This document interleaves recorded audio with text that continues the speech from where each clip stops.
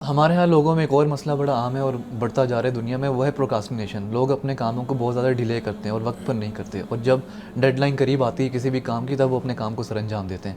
آپ صلی اللہ علیہ وسلم کی حیات مبارکہ سے ہم کیسے سیکھ سکتے ہیں کہ پروکاسٹینیشن کو آپ صلی اللہ علیہ وسلم کیسے ڈیل کرتے، کیسے اس کو ختم کرتے؟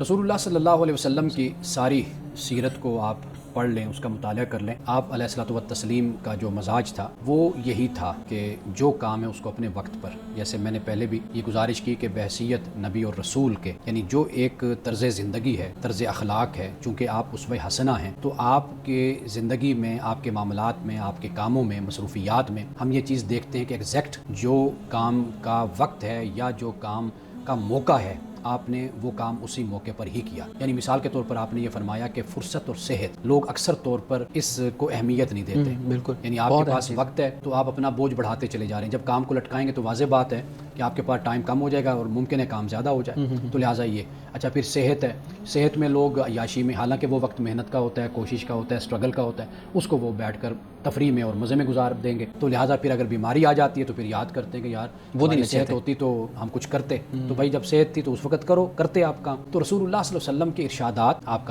کی طرز زندگی وہ ہمیں بتاتی ہے کہ اس طرح کا کوئی تصور بھی وہاں پر نہیں ہے۔